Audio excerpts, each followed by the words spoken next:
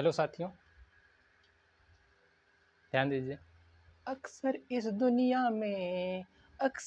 दुनिया में अनजाने मिलते हैं, अनजाने राहों में मिलकर ये जाते हैं। आँखों से बात होती है, धड़कन भी साथ होती है। हेलो गाइज, आप सभी का दिव्यांश क्लास में स्वागत है।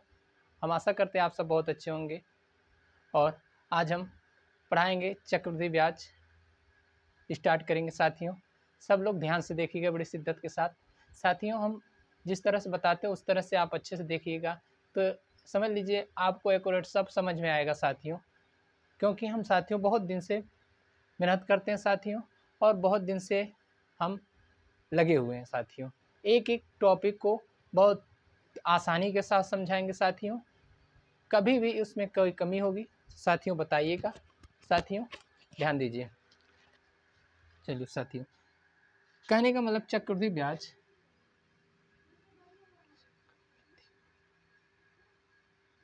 ब्याज ध्यान दीजिए। चक्रवृद्धि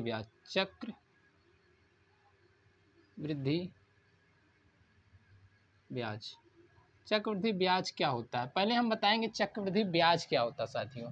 चक्रवृद्धि ब्याज किसे कहते हैं, बात समझिए। जब तक आप चक्रवृद्धि ब्याज नहीं समझेंगे तब तक आप चक्रवृद्धि ब्याज का क्वेश्चन नहीं लगा पाएंगे साथियों। कहने का मतलब है कि एक साधारण ब्याज दो प्रकार के होते हैं। ब्याज दो प्रकार के होते हैं। पहला साधारण ब्याज, दूसरा होता है चक्रवृद्धि ब्याज।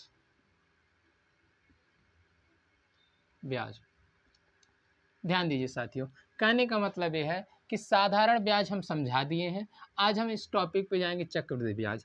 चक्रवृद्धि ब्याज क्या होता है, एक प्रकार से अगर शाब्दिक भाषा में कहा जाए, देहाती भाषा में ब्याज का ब्याज। कहने का मतलब यह है कि एक निश्चित समय पर कोई धन एक निश्चित समय पर मूलधन में मिल जाने पर जब कोई ब्याज एक निश्चित समय पर मूलधन में मिल जाने के बाद उस ब्याज पर लगने वाला पूरे ब्याज जो मूलधन में मिल जाता है उस टोटल पर लगने वाला ब्याज, वही हमारा चक्रवृद्धि ब्याज कहलाता है साथियों। ध्यान दीजिए साथियों, हम ये कहना चाहते हैं कि जैसे आपने 100 रुपया लिया, 100 रुपये पर अगर 10% के ब्याज से आपने शुरू किया तो 10% अगर 2 वर्ष के लिए 2 ईयर्स के लिए लिया तो 2 ईयर्स का मतलब हो गया कि जैसे आप 2 वर्ष के बाद यहाँ से 2 वर्ष के बाद यहाँ शुरू करते हैं तो उसके लिए 2 वर्ष के बाद फिर चक्रवृद्धि ब्याज लग जाता है। जैसे यहाँ पर ध्यान दीजिए, यहाँ पर 100 का चक्रवृद्धि ब्याज, जैसे 100 रुपये पर 10% की दर से चक्रवृद्धि ब्याज कितना हो जाएगा, पहले साल कितना हो जाएगा 10 से 11। यहाँ पर देखिए पहले साल क्या हो जाएगा 10 से 11 हो जाएगा।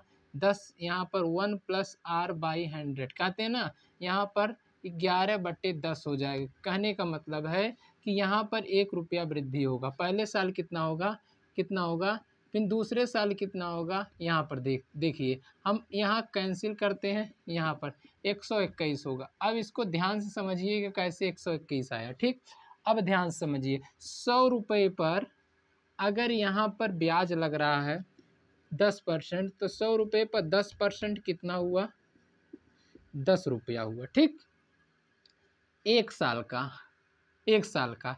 लेकिन अगर 2 साल का कहें तो 20 रुपया हो जाएगा। कितना रुपया हो गया, 20 रुपया होगा। ठीक, अगर फिर बात करें कि यहाँ पर 20 रुपये का, अब जो 100 रुपये का 1 साल का था वो कितना हो गया, 1 साल 2 साल का 20 रुपया।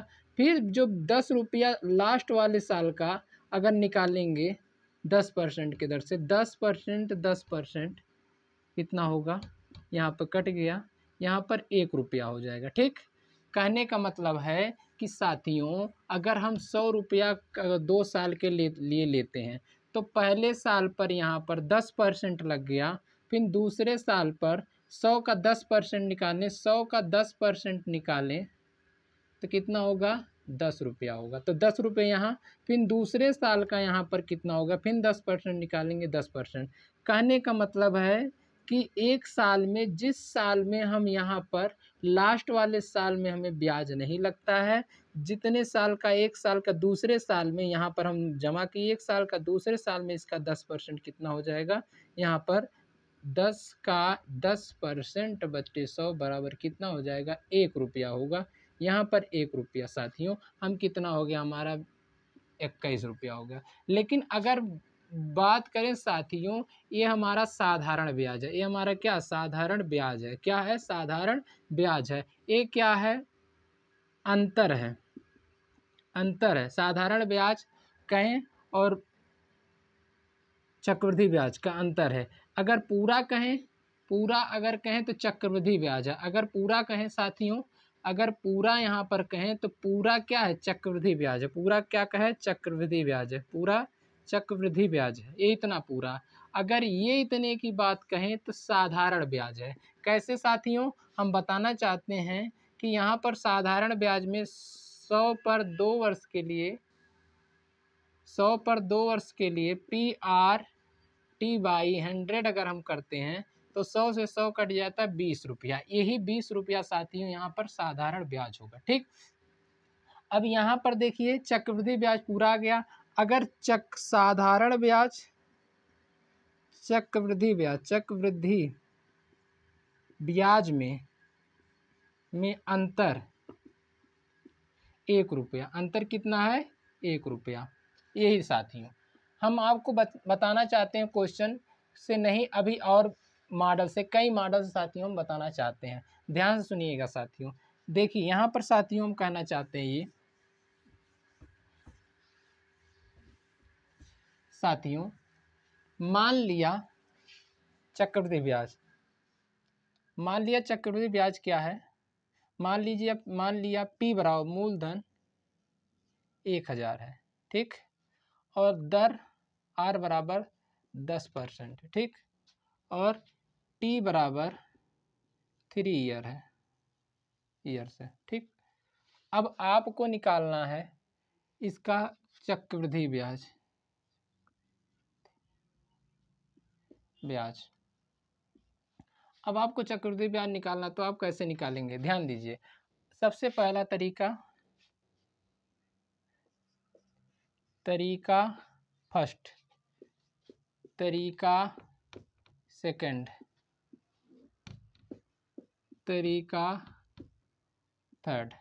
ध्यान दीजिए, अगर आपको पहला तरीका पता है, पहला तरीका सब लोग जानते हैं, 1000 करेंगे, कितना बढ़ा, अगर कहेंगे 10 से कितना हो गया, कहते हैं P into 1 plus R/100 to the power of n, ये कहते हैं।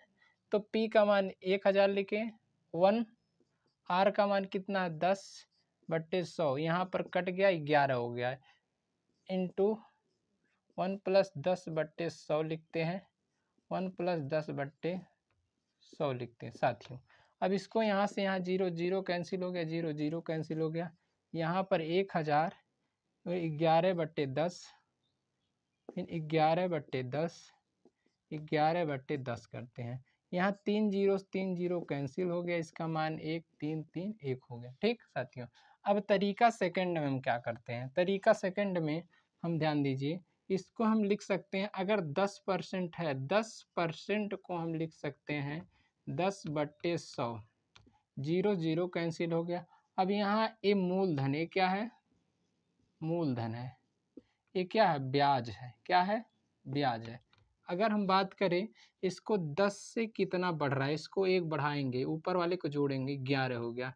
कै साल के, 10 से 11 हो गया, 10 से 11 हो गया, ठीक। ये 1 ईयर का प्लान है, ईयर का है, इस 2 ईयर का है, ये दोनों मिला के 2 ईयर का है, ये तीनों मिला के 3 ईयर का है, ठीक साथियों। अब ध्यान दीजिए, यहाँ पर कितना है, 1000 हो गया, यहाँ पर कितना हो गया, 1 3 3 1 हो गया, ठीक। अब कहें ब्याज, अब यहाँ पर देखिए, अब यहाँ मिश्र धन हो गया, ये क्या है, मूलधन, ये क्या है, मूलधन, क्या है, मूलधन है, ये क्या है, मिश्र धन है, मिश्र धन है। अब अगर ब्याज कहें, ब्याज बराबर कितना होगा, 1000 में से 1331 में से 1000 घटा दिए साथियों, तो कितना हो गया, 331 हो गया। साथियों अगर इसका बात करें, इसमें भी 1000 से घटा देंगे, वैसे 331 हो गया साथियों। एक होता है गोल्डन अनुपात, सुनहरा अनुपात होता है। अगर 1 वर्ष के 2 वर्ष के लिए 2:1 होता है, 3 ईयर के लिए 3:3:1 होता है। साथियों आपको पता होगा, इसको अभी आप अच्छे से समझिए, इसके बाद आपको क्वेश्चन लगवाएंगे, आपको समझ में सब कुछ आएगा। साथियों अगर आप अच्छे से समझेंगे, अगर हमारा P का मान कितना है, 1000 है, P का मान कितना है, 1000 है, ठीक। तो यहाँ इस अनुपात में कैसे हम चेक करेंगे कि सही कैसे हम लगाएंगे इस अनुपात से। अगर हम कहते हैं कि 1000 का 10% कितना होगा, 10% कितना होगा, 0 से 0 कैंसिल हो गया, बराबर 100 हो गया, ठीक। कितना हो गया, 100 हो गया। 3 3 1। अब फिर 10 का अगर निकालते हैं, 100 का निकालते हैं 10%, कितना होगा, 10 होगा, ठीक। अब फिर 10 का निकालते हैं 10%, कितना हो गया, 1 हो गया। साथियों जब पहली बार हम यहाँ पर निकालेंगे पहला 10%, तो इसका मान यहाँ लिखेंगे, ठीक। पहला 10% निकालेंगे तो इसका मान, फिर जो आएगा उसका भी हम 10% निकालेंगे, तो यहाँ पर 10 हो जाएगा। 3 यहाँ पर क्या लिखेंगे, 10 लिखेंगे, ठीक। फिर साथियों यहाँ पर कितना होगा, फिर 10 का 10, यही 10 को यहाँ पर लिखेंगे, फिर 10 का 10% निकालेंगे, 1 आएगा। साथियों अब ध्यान दीजिए, यहाँ पर कितना हो जाएगा, 100 तियाँ 300 हो गया, 10 तियाँ 30 हो गया, और यहाँ पर 1 एकम 1 हो गया। साथियों अगर हम जोड़ें कि इसका मान कितना हो गया, 331 हो गया, 300 कितना हो गया, 31 हो गया। तो जो हम यहाँ साथियों निकालना चाहते थे वही हमारा यहाँ पर भी निकल गया, वही हमारा यहाँ पर भी निकल गया। अगर बात करें साथियों 1 साल के 2 साल के लिए, तो 2 साल के लिए इसी तरह से आप 2 साल के लिए समझ जाइए। 2 साल के लिए अगर हम बात करते हैं तो 2 साल के लिए कितना होगा, 1000 पर 11/10, 11/10 ऐसे काट देंगे साथियों इस तरह से। उसके बाद क्या होगा, इस 100 में 121 गुणे 100 कर देंगे, 00 इस तरह से साथियों लगाएंगे, ठीक। तो साथियों हम आशा करते हैं आप सब समझ गए होंगे। साथियों अगर हम कोई क्वेश्चन लगाते हैं साथियों, तो आप कैसे लगाएंगे। अगर बाई चांस समझिए P बराबर 2000, P बराबर 2000 और R बराबर 10% दिया है, तो यहाँ पर ब्याज कितना होगा, ब्याज बराबर कितना होगा। तो हम क्या करेंगे साथियों, यहाँ पर P बराबर अगर 2000 है, तो सबसे पहले इस विधि से लगाना हो तो हम क्या करेंगे, 2000 बटे 10 से 11 बटे 100, 10 से 11, 10 से 11, 11/10, 11/10। यहाँ से 3 0 कैंसिल हो गया, यहाँ पर हो गया 1 3 3 1 गुणे 2 कर दिए, 2 2 तियाँ 6, 2 तियाँ 6, 2 एकम 2, 2662 हो गया, ठीक। अगर इस मॉडल से लगा दिए, अब अगर इस मॉडल से हमको लगाना है, तो इस मॉडल से लगाना है तब क्या करेंगे।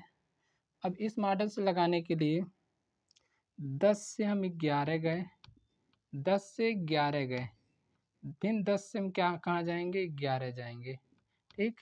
यहाँ पर 1000 हो गया, यहाँ पर 31 हो गया, ठीक। अगर हम यहाँ पर 2 से गुणा कर रहे हैं साथियों, अगर हम बात करना चाहते हैं कि इसको समझ में आ गया होगा, इसको हम थोड़ा यहाँ देखते हैं। यहाँ देखिए, इसमें अगर 1000 का मतलब हो गया, 1000 का मतलब हो गया, यहाँ पर 2 से गुणा किए, 1000 बराबर 2000, तो 1 बराबर 2, 1 बराबर 2, तो 1 3 3 1 बराबर कितना होगा, 2 से गुणा कर देंगे, 2 गुणे 1 3 3 1, 2 एकम 2, 2 तियाँ 6, 2 तियाँ 6, 2 एकम 2। साथियों ये आंसर जितना यहाँ पर आया था साथियों उतना हम यहाँ पर लाए हैं, ध्यान दीजिए। अब साथियों समझिए इसको आप कैसे लगा सकते हैं, उसी तरीके से आप यहाँ पर भी लगा सकते हैं। इस मॉडल से अगर आपको समझाएं, अगर P बराबर 2000 दिया है, P बराबर 2000, तो 2000 का आप 10% निकालेंगे, कितना हो गया 200 हो गया, कितना हो गया 200 हो गया। फिर 200 का 10% निकालेंगे 20 हो गया, फिर 20 का 10% निकालेंगे 2 हो गया। साथियों अब ध्यान दीजिए यहाँ पर 3 3 1 दिया, पहले 200 आया है, फिर 20 आया है, फिर 2 आया है, 2 तियाँ 600 हो जाएगा, 3 दूनी 600, 60 हो गया, 2 हो गया। ठीक, अब यहाँ पर देखिए 600 कितना हो गया 662 हो गया। ठीक साथियों अगर हम यहाँ पर, ये तो मिश्र धन है, ये क्या है मिश्र धन है, 662, अगर 2662 में से 2000 निकाल दिए तो 662 रुपया हो गया। यही आपका चक्रवृद्धि ब्याज होगा, चक्रवृद्धि ब्याज हो जाएगा साथियों, होगा। साथियों आप इसको लगा सकते हैं अच्छी तरीके से।